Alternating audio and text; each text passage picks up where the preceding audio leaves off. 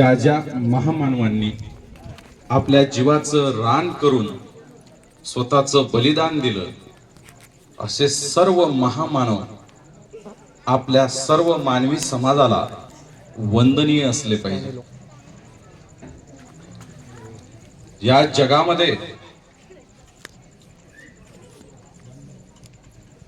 तथागत भगवान गौतम बुद्धांपासून आतापर्यंत जी महामानवाची शृंखला आहे, त्यामध्ये भगवान बुद्ध ज्यांनी मानवतावादी समतावादी धम्म जगाला दिला, त्यानंतर हीच शृंखला पुढे चालवत संत कबीर यांनी हाच विज्ञानवाद स्वीकारला, जगापुढे मांडला. हाच विज्ञानवाद पुढे चालवत संत रविदासांनी संपूर्ण भारतभर हाच विज्ञानवाद, हाच मानवतावाद जगापुढे मांडला. पुढे संत तुकाराम महाराजांनी हाच विज्ञानवाद, हाच मानवतावाद संपूर्ण महाराष्ट्रामध्ये मांडला. पुढे हीच शृंखला चालवत संत तुकाराम महाराजांच्या नंतर छत्रपती शिवाजी महाराज असा एक राजा जन्मला, ज्या राजाने हाच मानवतावाद, हेच मानवाचं कल्याण जगापुढे मांडलं, राज्य केलं. हीच शृंखला पुढे चालवत महात्मा ज्योतिराव फुले असा एक समाज क्रांतिकारक जन्माला आला. त्यांनी मानवाच्या कल्याणाची, विज्ञानवादाची गोष्ट जगापुढे मांडली, हे विचार जगापुढे मांडले. हीच शृंखला पुढे चालवत महात्मा फुलेंच्या नंतर असा एक महामानव जन्माला आला, ते म्हणजे डॉक्टर बाबासाहेब आंबेडकर.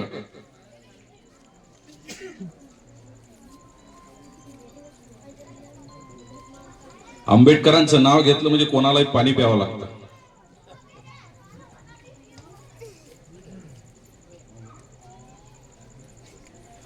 हीच शृंखला चालवत भारतीय घटनेचे शिल्पकार डॉक्टर बाबासाहेब आंबेडकर हे एक महामानव जन्माला आले. याच शृंखलेतले संत गाडगे महाराज, याच शृंखलेतले डॉक्टर पंजाबराव देशमुख, याच मानवासाठी काम करणारे कर्मवीर भाऊराव पाटील, या सर्व महामानवाची शृंखला आपण लक्षात घेणार आहोत. लक्षात हे घ्यायचं की आज या गावामध्ये फिरत असताना बरं वाटलं, अगदी खरं सांगतो, मनापासून बरं वाटलं. तुमचं गाव खूप छान आहे, छोटस आहे, टुमदार आहे, एकात्मता दिसते, सगळी लोक एकोप्याने दिसतात आणि तुम्हाला शाहू फुले आंबेडकर, छत्रपती शिवाजी महाराजांच्या विचारांबद्दल आपुलकी आहे. सगळी लोक एका फेरीमध्ये गोळा झाली. आज महात्मा फुलेंची जयंती आपण साजरी करीत आहोत. आजच्या या जयंतीच्या निमित्तानं आपल्या कार्यक्रमाचे अध्यक्ष म्हणून लाभलेले आमचे जितूभाऊ चोपडे, हा माणूस समाजाच्या कामासाठी रात्रंदिवस वणवण करत असतो, फिरत असतो, कॉम्रेड म्हणून प्रसिद्ध आहे. असे जितूभाऊ आज या कार्यक्रमाचे अध्यक्ष आहेत. मला अतिशय आनंद होत आहे. त्यानंतर सामाजिक कार्यकर्ते म्हणून दत्ताभाऊ जवळकर, यांचा आणि माझा संबंध बऱ्याच वर्षापासून आहे. तेही समाजासाठी कार्य करतात, तेही आज उपस्थित आहेत. त्यानंतर योगेश भाऊ हजारे आपल्या पत्रकारितेच्या माध्यमातून लोकांना न्याय देण्याचं काम करतात. म्हणजे डॉक्टर बाबासाहेब आंबेडकरांनी पत्रकारितेच्या माध्यमातून जो न्याय दिला, तोच विचार योगेश भाऊ समाजामध्ये पेरतात. असे योगेश भाऊ इथं उपस्थित आहेत. त्यानंतर पंकज महाजन सर, जे परमार्थ समाजसेवी संस्थेच्या माध्यमातून आपलं कार्य करतात, लोकांना मदत करतात. तसेच या कार्यक्रमाचे मार्गदर्शक आदरणीय संतोष भाऊ बोचरे, तसेच अध्यक्ष सतीश क्षीरसागर, उपाध्यक्ष शुभम बोचरे, सचिव शुभम खंडारे, सदस्य सुपडा बोचरे, सागर खंडारे, विशाल बोचरे, अनंता खंडारे, आनंद खंडारे, रामा बोदडे, दीपक खंडारे, संतोष क्षीरसागर, प्रणव बोचरे, ही सर्व उपस्थित सर्व मान्यवर गावकरी. चुकून कोणाचं नाव सुटलं असेल तर मला माहित नाही, माफी मागतो. बोलताना मला एकट्यालाच बोलायचं असं दिसते, म्हणून मला ओपनिंगला बॅटिंग साठी उतरवलं प्रवीण भाऊनं. आता ओपनिंगला जर खेळायचं म्हणजे शेवटपर्यंत खेळावं लागेल, मॅच जिंकावी लागेल, तरच खेळण्यात अर्थ आहे. आणि म्हणून या कार्यक्रमाच्या सुरुवातीला प्रथमतः महात्मा ज्योतिराव फुले यांना मी विनम्र अभिवादन करतो. 11 एप्रिल 1827 साली असा एक महामानव जन्मला. आज त्या महामानवाची, समाज क्रांतिकारकाची आपण जयंती साजरी करीत आहोत. जयंती साजरी करणं हा एक भाग झाला. आपण कोणाची जयंती साजरी करतो हे आपल्या सर्वांना माहित आहे. या जयंतीसाठी महिलांची लक्षणीय उपस्थित आहे. जोरदार एकदा तुमच्यासाठी टाळ्या झाल्या पाहिजे, कारण महात्मा फुले आणि सावित्रीबाई फुले आणि महिला हे फारसं कुठं दिसत नाही. जिथं बोवा तिथं बाया असं महाराष्ट्राचं समीकरण झालेलं आहे. परंतु मांडवा हे गाव, मांडका हे गाव खरोखरच अपवाद आहे आणि तुमचं सगळ्यांचं स्वागत करावं असं वाटतं. आज महात्मा ज्योतिराव फुले यांची जयंती साजरी करत असताना महात्मा ज्योतिराव फुले समजून घ्यायचं आहे. आता खरं तर फुलेंबद्दल बोलायचं आहे. काय बोलायचं, कुठून सुरुवात करायची हा एक विषय आहे. आणि म्हणून या जगाच्या कल्याणासाठी गेल्या 2 ते 3 हजार वर्षापासून धर्माची चिकित्सा करणारा तथागत भगवान गौतम बुद्धानंतर एक महामानव जन्मला, तो म्हणजे महात्मा ज्योतिराव फुले. लक्षात घ्या, बुद्धाच्या जन्मानंतर म्हणतो मी. आणि हा महामानव जन्माला ज्याने धर्माची चिकित्सा केली.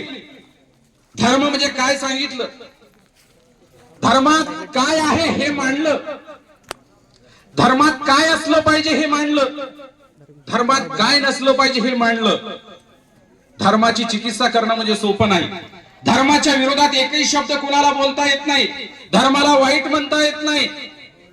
धर्माला धर्म म्हणून धर्माचा आदर करणं हे प्रत्येकाचं कर्तव्य आहे. पण महात्मा ज्योतिराव फुलेंनी या धर्माची चिकित्सा केली. महात्मा ज्योतिराव फुले शिकले. शिकताना थोडं शिक्षण झालं. एक 8वी 9वी पर्यंत 10वी पर्यंत महात्मा ज्योतिराव फुलेंचं शिक्षण झालं असेल. अर्धवट शिक्षण सोडलं. पुन्हा लिजिट साहेब आणि गफ्फार बेग मुन्सी या 2 माणसाच्या सहकार्यामुळे महात्मा फुले पुन्हा शिकायला लागले. पहा, लिजिट साहेब ख्रिश्चन समाजाचे, शेख मुस्लिम समाजाचा, महात्मा फुले माळी समाजाचा. या देशामध्ये कोणत्याही महापुरुषावर जर बोलायचं असेल तर त्याची जात ही सांगावीच लागते. जात सांगणं योग्य नाही, परंतु जात आणि धर्म सांगितल्याशिवाय त्या महापुरुषावर बोलताच येत नाही. कारण आमचा इतिहासच तसा आहे, आमची व्यवस्थाच तशी आहे. आणि म्हणून व्यवस्थेच्या संदर्भात बोलताना सांगावं लागते की हे दोन मुस्लिम आणि ख्रिश्चन या दोन माणसांनी मायेच्या पोराला म्हणजे महात्मा ज्योतिराव फुलेंना शिक्षणासाठी मदत केली. महापुरुष जात मानत नाही. महापुरुष फक्त एकमेकाला मदत करणं जाणतात. महापुरुष फक्त एकमेकाला सहकार्य जाणतात. महापुरुष एकमेकाला जात विचारत नाही. आपलं कर्म करत असताना जे जे चांगलं होते ते करत राहतात. म्हणून या दोन लोकांनी महात्मा फुलेंच्या शिक्षणासाठी मदत केली. महात्मा फुले शिक्षणाच्या प्रवाहात पुन्हा आले. सावित्रीबाई फुलेंसोबत नंतर विवाह झाला. मी फारस त्यांच्या चरित्रात्मक बोलणार नाही, परंतु महात्मा फुलेंचा जर विचार केला, त्यांनी ज्यावेळेस 1848 ला मुलींची पहिली शाळा काढली. का काढली मुलींची पहिली शाळा? कारण महात्मा फुलेंचा विचार असा होता. आपण आता एक ते वाक्य वापरतो, शाळेतही वापरतो, रॅलीमध्ये वापरतो, आम्ही वर्गात मुलांना सुद्धा सांगतो, शिकलेली आई घरादाराला पुढे ने. हे वाक्य आम्ही सर्रास वापरतो. शिकलेली आई घरादाराला पुढे ने हे वाक्य आजच आलं नाही. ते महात्मा फुलेंनी 1853 मध्ये ज्ञानोदय सारख्या वृत्तपत्रामध्ये सांगितलं. काय सांगितलं महात्मा फुलेंनी आपल्या मुलाखतीमध्ये? जर या देशाचा विकास जर करायचा असेल, या देशाला समोर जर न्यायचं असेल, या मुलाला जर सुदृढ बनवायचं असेल, सुशिक्षित जर बनवायचं असेल, ज्ञानी जर बनवायचं असेल, तर त्याची आई सुशिक्षित झाली पाहिजे, असं त्या मुलाखतीमध्ये महात्मा फुलेंनी मांडलं. 1853 मध्ये ज्ञानोदय सारख्या वृत्तपत्रामध्ये महात्मा फुले हा विचार व्यक्त करतात. आणि महात्मा फुले मी 1848 ला शाळा का सुरू केली याचं कारण सांगतात. ते हे की शिकलेली आई घरादाराला पुढे नेईल. किती वर्षाआधी हा विचार मांडला महात्मा फुलेंनी. मग पण धर्म शिकू देत नाही, स्त्रियांना शिकता येत नाही, धर्मात निषिद्ध मानल्या जाते. मग करायचं काय? महात्मा फुलेंनी ठरवलं काही असलं तरी चालेल, पण मी महिलांसाठी शाळा काढणार. सावित्रीबाई फुलेला बोटाची लेखणी आणि मातीची पाटी करून शिकवलं, अक्षरांची ओळख करून दिली आणि सांगितलं की सावित्री तुला हे काम करायचं आहे, माझ्यासोबत तुला करायचं आहे, आपण दोघं मिळून करू, तू कर, तुझ्यासोबत मी आहे. सावित्रीबाई फुलेंना वाटलं एवढं मोठं काम करायचं. त्या काळामध्ये बायको नवऱ्यासोबत बोलत नव्हती, सासू सासऱ्याच्या समोर येत नव्हती, आणि मी घराच्या बाहेर पडून बायांना शिकू, केवढं मोठं. महात्मा फुलेंना वाटलं आता हे शक्य नाही. महात्मा फुलेंनी सावित्रीबाई फुलेंना पुन्हा समजावून सांगितलं की सावित्री हे कार्य तुला करावंच लागते. मग काय केलं महात्मा फुलेंनी सांगितलं, दोघं बोलायला सुरुवात केली. बापाच्या देखत आईच्या देखत दोघांनी बोलायला सुरुवात केली, दोघांनी फिरायला सुरुवात केली, दोघांनी बाहेर जायला सुरुवात केली. दोघं फिरतात हे लोकांना समजलं, दोघं बोलतात हे लोकांना समजलं, ही सासू सासऱ्याच्या समोर येते, सासऱ्याच्या समोर येते हे लोकांना समजलं. आणि तेथून आपल्या आधुनिक विचारांची सुरुवात महात्मा फुलेंनी केली. सुरुवात कशी केली? आणि मग नंतर सावित्रीबाई फुलेंना सांगितलं की आता आपण शाळा काढली पाहिजे. शाळा काढली. शाळा काढताना काय त्रास झाला हे तुम्हाला माहित आहे. शाळा काढताना कुठल्या कुठल्या अडचणी आल्या हे तुम्हाला माहित आहे. शाळा काढताना कोणी मदत केली हे तुम्हाला माहित आहे. पण ज्या शाळेमधून ज्या अनंत अडचणीमधून अनेक मुली शिकल्या, त्या मुलींनी मात्र इतिहास रचला. अशा कोणकोणत्या मुली जन्माला आल्या सावित्रीबाई फुलेंच्या शाळेमधून, महात्मा फुलेंच्या शाळेतून? अशा कोणकोणत्या मुली जन्माला आल्या? या महात्मा फुलेंच्या शाळेमधून पहिली मुलगी मुक्ता साळवे नावाची इयत्ता 4थी मध्ये जी मातंग समाजाची मुलगी होती, या मातंग समाजातल्या मुलीने एक निबंध लिहिला. त्या निबंधामध्ये जे वर्णन होतं ते 4थीतली मुलगी असा निबंध लिहू शकत नाही असंच आपल्याला वाटेल. त्या निबंधामध्ये वर्णन होतं की स्त्रियांना बाळंतपणामध्ये नाहक यातना सहन कराव्या लागतात, उघड्यावर बाळंतपण व्हावं लागते, बाळंतपणाची कुठली सोय नाही. 4थ्या वर्गातली मुलगी मुक्ता साळवे नावाची निबंधामध्ये लिहिते हे सगळं. आणि हे सगळं निबंधामध्ये लिहिताना तो निबंध ज्यावेळेस फुले वाचतात त्यावेळेस अक्षरशः डोळ्यामधून पाणी येतं. 4थीतली मुलगी त्या निबंधामध्ये ते लिहितं सगळं. आणि हे विचार मुक्ता साळवेमध्ये रुजले कुठून? सावित्रीबाई फुले आणि महात्मा फुले या क्रांतिकारक विचारांमधून मुक्ता साळवेमध्ये ते विचार रुजले. आणि म्हणून ही मुक्ता साळवे पुढे शिकली. पहा, एक मातंग समाजातली मुलगी, क्रांतिकारी मुलगी जन्माला आली त्या शाळेमधून. दुसरी मुलगी कोणती आली? दुसरी म्हणजे तानुबाई मिरजे. हे बिरजे म्हणजे पत्रकार. पहा, स्त्रियांना मूलबाळ सांभाळल्याशिवाय दुसरं कोणतंही काम नव्हतं. योगेश भाऊला माहित आहे पत्रकारिता काय चीज. जगातली नव्हे भारतातली नव्हे जगातली म्हणता येईल अशी पहिली महिला पत्रकार संपादक म्हणून तानुबाई बिर्जेचा जन्म झाला. पाहिजे त्या शाळेतली विद्यार्थी. ही दुसरी, तिसरी अशी कितीतरी आपल्याला नावं सांगता येतील की या शाळांमधून त्या मुली जन्माला आल्या. आणि आतापर्यंत जर विचार केला तर महाराष्ट्रातली पहिला उपमुख्यमंत्री सुनेत्रा पवार असेल, देशाची पहिली महिला पंतप्रधान इंदिरा गांधी असेल, देशाची पहिली राष्ट्रपती प्रतिभाताई पाटील असेल किंवा सध्याच्या राष्ट्रपती द्रौपदीताई मुर्मू असतील, या सगळ्या महिला आज रोजी जर जन्माला आल्या असतील तर महात्मा फुले आणि सावित्रीबाई फुलेंच्या शिक्षणातून जन्माला आल्या.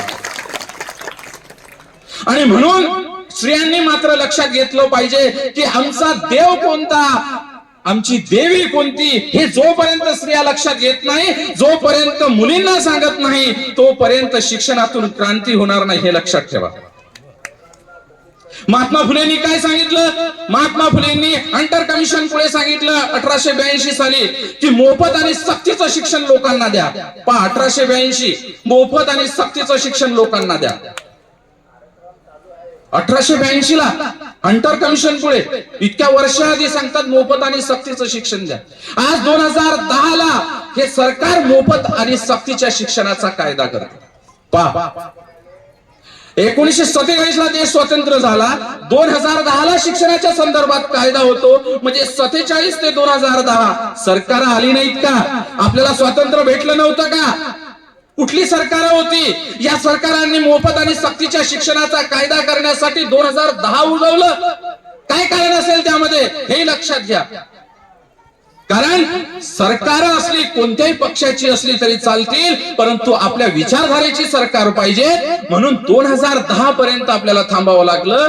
जे महात्मा फुलेंनी 1882 साली जो विचार मांडला तो 2010 ला या सरकारांनी पूर्ण केला. 2010 ला कायदा झाला, 2011 ला महाराष्ट्रात लागू झाला मोफत आणि सक्तीच्या शिक्षणाचा कायदा.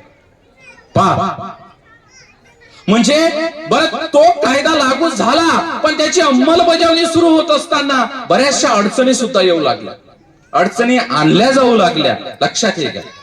महात्मा फुलेंनी सांगितलं की मुलं शाळेमध्ये येत नाही, मुलांना काहीतरी वेतन दिलं पाहिजे, पगार दिला पाहिजे. तो मुलगा मुलगी शाळेत येते, त्याला वेतन दिलं पाहिजे, पगार दिला पाहिजे. म्हणजे स्कॉलरशिप, शिष्यवृत्तीची जी संकल्पना आहे ती महात्मा फुलेंनी मांडली की ही मुली जर शाळेत येतील तर त्यांना आपण शिष्यवृत्ती दिली पाहिजे. हा विचार महात्मा फुलेंनी मांडला आणि तो आतापर्यंत सरकारांनी त्याचं इम्प्लिमेंटेशन केलं. परंतु आता शालेय शिक्षणामध्ये बऱ्याचशा शिष्यवृत्त्या बंद झाल्या. लक्षात घ्या. म्हणजे महात्मा फुले जो विचार मांडतात तो विचार 47 नंतर अंमलात येण्यासाठी एवढे वर्ष लागतात. याचा अर्थ काय? अरे आपण स्वातंत्र्यात आहोत की पारतंत्र्यात आहोत? महात्मा फुलेंचा विचार इंग्रजांनी मान्य केला नसेल, महात्मा फुलेंचं इंग्रजांनी ऐकलं नसेल, त्यावेळेसच ते लागू व्हायला पाहिजे होतं, परंतु इंग्रजांना ऐकलं नसेल. परंतु महात्मा फुलेंचा विचार 1947 नंतर जे काही सरकार आतापर्यंत सत्तेत आली, या सरकारांनी हा महात्मा फुलेंचा विचार ऐकायला हवा होता. यामध्ये सुधारणा 47च्या 5-10 वर्षानंतरच व्हायला होत्या, पण एवढी वर्ष आम्हाला वाट पाहावी लागली. मग महात्मा फुलेंचे जे विचार आहेत ते विचार आपण लक्षात घेतले पाहिजे. महात्मा फुलेंनी आणखी एक विचार मांडला, इंग्रजी शिक्षणाचा विचार मांडला. 1882 ला हंटर कमिशन पुढे महात्मा फुले म्हणतात की सक्तीचं इंग्रजी शिक्षण असलं पाहिजे. पहा, का असलं पाहिजे इंग्रजी शिक्षण? माझ्या समाजातल्या लोकांना शिक्षणच मिळत नाही, माझ्या समाजातली लोक शिकतच नाही. माझ्या समाजातली लोक जर इंग्रजी शिकली तर परकीय विचारधारा कळेल, परकीय विचार कळतील, तिथला विज्ञानवाद कळेल. आणि या सगळ्या गोष्टी जर माझ्या समाजातल्या लोकांना जर कळल्या तर त्यांना शिक्षणाचं महत्व समजेल. म्हणून इंग्रजी सक्तीचं शिक्षण केलं पाहिजे. परंतु तरीही इंग्रजी सक्तीचं शिक्षण झालं नाही. आज जागोजागी कॉन्व्हेंट आपल्याला दिसतात इंग्रजी शिक्षणाच्या. आज ते स्वप्न पूर्ण होते असं वाटते, परंतु होत नाही. कारण महात्मा फुलेंनी इंग्रजी तर सांगितलं होतं, पण मोफत सांगितलं होतं. आता मोफत तुम्हा आम्हाला मिळत नाही, हे लक्षात घ्या. फुलेंचा विचार पूर्ण व्हायला पाहिजे. पूर्ण जसा जसा होतो, जसा जसा काळ पुढे जातो, तो पूर्ण व्हायला लागतो. तुमच्या आमच्या सारखे काही क्रांतिकारी लोक तो विचार उचलतात, मांडतात, भांडतात, आणि जसा जसा तो विचार पूर्ण व्हायला लागतो, त्यात नवीन फुसफट घातल्या जाते आणि तो विचार मागे ढकलला जातो. म्हणून महात्मा फुलेंच्या विचारांची लोक निर्माण झाली पाहिजे, हे लक्षात घ्या. महात्मा फुलेंनी इंग्रजीची सक्ती केली, परंतु महात्मा फुलेंनी हे मांडताना बऱ्याचशा गोष्टी सांगितल्या. कारण शिक्षणावर भर होता महात्मा फुलेंचा. कारण महात्मा फुलेंना हे माहित होतं की न्याय, समता आणि बंधुता हे फक्त शिक्षणच देऊ शकतं. माणसाला ज्ञान फक्त शिक्षणच देऊ शकतं. आणि ज्या माणसाला ज्ञान मिळते तो न्याय करतो, तो समता मांडतो. समता म्हणजे काय? समता ही स्त्री पुरुषांमध्ये असली पाहिजे. समता म्हणजे काय? सारखेपणा. समानता म्हणजे काय? सारखेपणा. दोन्ही शब्द सारखे आहेत, पण समता म्हणजे सारखेपणा. समता म्हणजे सारखेपणा, पण असा की त्याच्या गरजेनुसार त्याला द्या. काय? गरजेनुसार त्याला द्या. तो जर 2 भाकरी खात असेल त्याला 2च भेटल्या पाहिजे. तो जर 1 खात असेल तर त्याला 1 द्या. क्षमतेनुसार, त्याला म्हणतात समता. समानता म्हणजे सगळ्यांना 2 देऊन टाका, ती झाली समानता. महात्मा फुलेंना समानता पाहिजे होती, पण त्यासोबत समता पाहिजे होती. लक्षात घ्या. काय पाहिजे होती? समता पाहिजे होती, की प्रत्येकाच्या गरजेनुसार प्रत्येकाला आवश्यक अशा गोष्टी मिळाल्या पाहिजे, असं शिक्षण मिळालं पाहिजे, हे महात्मा फुलेंना अपेक्षित होतं. म्हणून स्त्री पुरुष समतेचा पुरस्कार महात्मा फुलेंनी केला. आपण केला का तो पुरस्कार? महात्मा फुलेंचे हे विचार आपण अंगीकारले का? हा समता, ही समानता आपण स्वीकारली का? पण महात्मा फुलेंचे हे विचार, न्याय, समता, बंधुता, हे विचार डॉक्टर बाबासाहेब आंबेडकरांनी संविधानात जसेच्या तसे टाकले आणि सिद्ध करून दिलं की मी तुमचा चेला आहे. महात्मा ज्योतिराव फुले, तुम्ही माझे गुरु आहात. तुम्ही सांगितलेल्या गोष्टी मी संविधानात जशाच्या तशा टाकील आणि क्रांतिकारी बदल या देशामध्ये घडवील. याला म्हणतात गुरु शिष्याचं नातं. महात्मा ज्योतिराव फुले सत्यमेव जयते लिहायचे पत्र लिहिताना पहा. सत्यमेव जयते. आज आपलं ते ब्रीद वाक्य आहे, सत्यमेव जयते. डॉक्टर बाबासाहेब आंबेडकरांनी ते जसंच्या तसं घेतलं राष्ट्रीय वाक्य. ते मुंडोप निषेधामध्ये होते. डॉक्टर बाबासाहेब आंबेडकरांनी जसं तसं घेतलं, कारण शेवटी सत्याचाच विजय होतो हे बाबासाहेबांना सांगायचं, हेच महात्मा फुलेंना सांगायचं. आणि महात्मा फुलेंनी जो सार्वजनिक सत्य धर्म मांडला तो म्हणजे सत्याचा विजय होतो. काय मांडलं सार्वजनिक सत्य धर्मामध्ये महात्मा ज्योतिराव फुलेंनी? महात्मा फुलेंनी मांडलं की तुम्ही आणि ईश्वर यांच्यामध्ये मध्यस्थाची गरज नाही. यांच्यामध्ये मध्यस्थाची गरज नाही. तुम्हाला ईश्वर जर पाहिजे असेल, देव जर पाहिजे, तुम्ही जा स्वतः हार फुलं टाका, अगरबत्ती लावा, दर्शन घ्या, बाजूला व्हा. मध्यस्थाची गरज आहे का यामध्ये? आणि म्हणून महात्मा फुलेंनी सांगितलं की सर्वांच्या हितामध्ये हा ईश्वर असेल, त्याला महात्मा फुलेंनी निर्मिक हे नाव दिलं. आणि निर्मिक म्हणजे काय याची मांडणी महात्मा फुलेंनी केली सार्वजनिक सत्य धर्मामध्ये. ईश्वर ही संकल्पना महात्मा फुलेंनी बाजूला ठेवली आणि निर्मिक म्हटलं. आणि निर्मिकांपासून स्त्री आणि पुरुष हे सारखे जन्माला आलेले आहेत. यांना सारखे अधिकार आहेत, यांच्या गरजा सारख्या आहेत, यांच्या सर्वच गोष्टी सारख्या आहेत. यामध्ये भेदाभेद नको, हे महात्मा फुलेंनी सार्वजनिक सत्य धर्मामध्ये मांडलं. मग हा सत्य धर्म आम्ही स्वीकारला का? स्वीकारला का? आपल्या या व्यवस्थेमध्ये स्त्री आणि पुरुष हे सम होते का? सारखे होते का? यामध्ये समानता होती का? जी हजारो वर्षापासून व्यवस्था चालत आलेली आहे, या व्यवस्थेमध्ये स्त्री आणि पुरुष सारखे होते का? तर स्त्री आणि पुरुष सारखे नव्हते, स्त्रियांना कुठलेच अधिकार नव्हते, परंतु महात्मा फुलेंना अपेक्षित होतं स्त्री आणि पुरुष यांना सर्व सारखे अधिकार असले पाहिजे. हे सार्वजनिक सत्य धर्मामध्ये महात्मा फुलेंनी मांडलं. आणि म्हणून या सार्वजनिक सत्य धर्माचा विचार आपण केला पाहिजे, ते आपण स्वीकारलं पाहिजे. आपण जर या सार्वजनिक सत्य धर्म जर आपण स्वीकारत नाही तर येणाऱ्या बऱ्याचशा गोष्टीपासून आपण मुकणार. लक्षात घ्या. मी फक्त काही एक मुद्दा महत्वाचा आहे तो तेवढाच स्पष्ट करतो, तो म्हणजे शिक्षणाच्या संदर्भात. आज शिक्षण एवढं महाग झालं आणि म्हणून हे महाग झालेलं शिक्षण आमच्या महापुरुषांनी, आमच्या बापांनी आम्हाला फुकट मिळावं अशी योजना आखली, परंतु आज रोजी मात्र तशा प्रकारच्या योजना नाहीत. आणि म्हणून याच्या नंतरच्या काळामध्ये महाग झालेलं शिक्षण कसं स्वस्त होईल, महाग झालेलं शिक्षण सर्वांना कसं मिळेल, या दृष्टीने आम्ही प्रयत्न केला पाहिजे. लक्षात घ्या. महात्मा फुले 1869 साली रायगडावर जातात, छत्रपती शिवाजी महाराजांची समाधी शोधतात, हार फुलं टाकून त्या समाधीचं दर्शन घेतात आणि 1885 सालापासून छत्रपती शिवाजी महाराजांचा शिवजयंती उत्सव सुरू करतात. म्हणजे शिवजयंती उत्सवाचं खरं जर क्रेडिट जर द्यायचं असेल ते महात्मा ज्योतिराव फुलेंना द्यायचं. परंतु मी इयत्ता 4थीच्या पुस्तकामध्ये शिकलो, माझ्या इतिहासाच्या पुस्तकामध्ये शिकलो की टिळकांनी, लोकमान्य टिळकांनी हे जयंती उत्सव सुरू केले.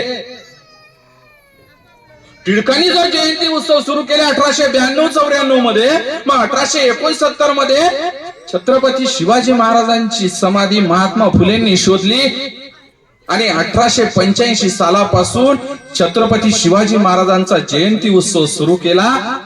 हा छत्रपती शिवाजी महाराजांचा पोवाडा लिहिला आणि छत्रपती शिवाजी महाराजांचा इतिहास उजेडात आणला. हा इतिहास तुम्हा मला माहित झाला पाहिजे. लक्षात घ्या. हा जर इतिहास जर तुम्ही आम्ही वाचला नाही, माहित करून घेतला नाही तर येणाऱ्या काळ खूप कठीण आहे. आणि म्हणून येणाऱ्या काळामध्ये हा इतिहास वाचत वाचत आपल्या महापुरुषांची ही शृंखला आपण समजून घेतली पाहिजे. बुद्धांपासून, कबीरापासून, संत तुकाराम महाराजांपासून तर डॉक्टर बाबासाहेब आंबेडकर आणि संत गाडगे महाराज. संत गाडगे महाराजांचं जर लक्षात घ्यायचं, आपल्या कीर्तनातून दिवसा गावाची घाण साफ करणारे आणि रात्री डोक्याची घाण साफ करणारे असे संत गाडगे महाराज. काम करताना स्वतःचा पुत्र मेला आणि बातमी पंढरपूरमध्ये संत गाडगे महाराजांना समजली. त्यावेळेस गाडगे महाराज काय म्हणतात, राम गेले कृष्ण गेले, गेले असे कोट्यानं कोटीन, काय रडू मी एकासाठी.